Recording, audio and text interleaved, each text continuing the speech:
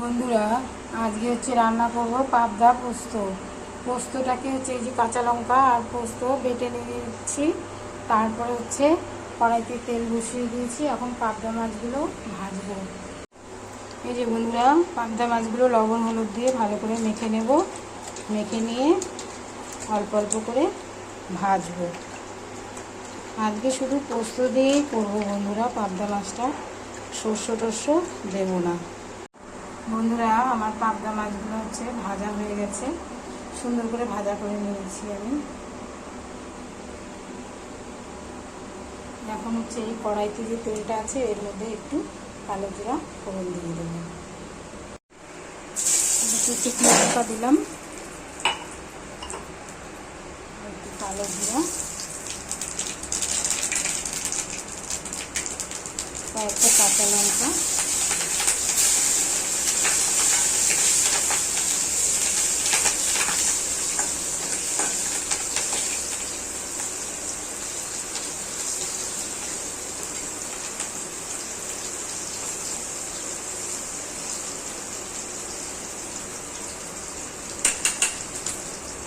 আর এই পোস্ত বাটাটার মধ্যে হলুদ আর লবণ দিয়ে দিয়েছি।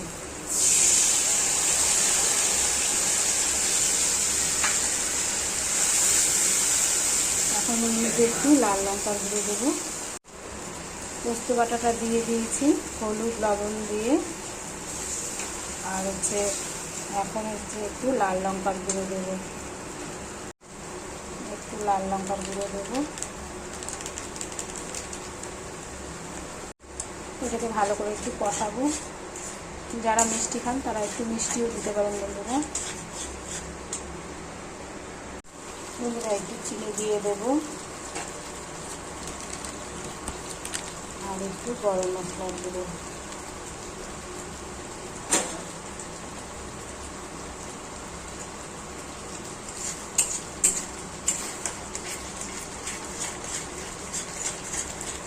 আর একটু কষিয়ে জল দিয়ে দেবো। মশলাটা আমার অনেকটা কষানো হয়ে গেছে বন্ধুরা। এখন জল দিয়ে দেবো।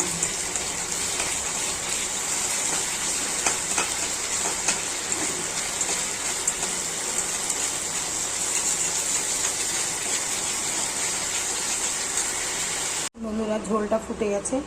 এখন আমি মাছগুলো এক এক করে ছেড়ে দেবো।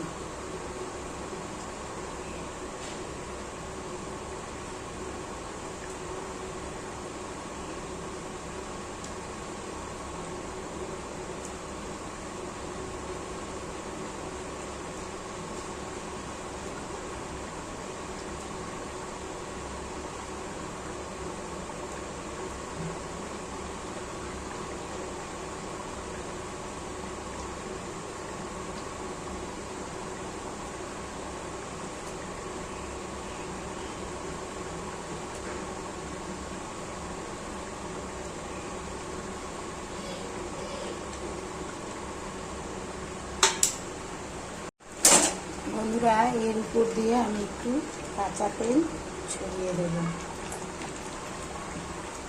তার উপরে ধনেপাতা, কাঁচা লঙ্কা আর বড়াগুলো গুঁড়ো করে রেখেছিলাম সেগুলো দেবো নামিয়ে। এই যে বন্ধুরা, পাবদা মাছটা আমার হয়ে গেছে। এখন এর উপর দিয়ে একটু ধনেপাতা ছিটিয়ে দেব, কয়েকটা কাঁচা লঙ্কা ছিটিয়ে দেব, আর পোস্ত বড়া করে যে রেখেছিলাম ওগুলোকে একটু মেখে নিয়েছি, উপর দিয়ে একটু ছড়িয়ে দেবো।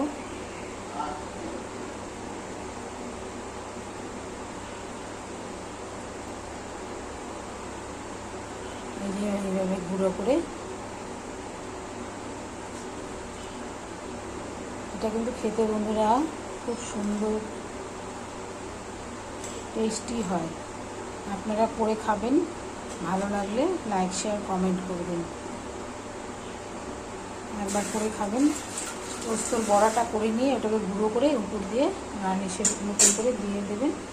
আর একটু কাঁচা তেল যদি পারেন আর একটু ছড়িয়ে দেবেন, দিয়ে একটু ঢেকে রেখে দিতে হবে। এই যে বন্ধুরা, আর একটু কাঁচা তেল এর উপর দিয়ে দিয়ে দেবেন,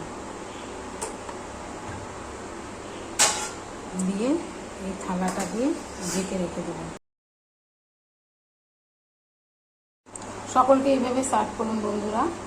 পাবদা মাছ হচ্ছে পোস্ত দিয়ে ঝাল।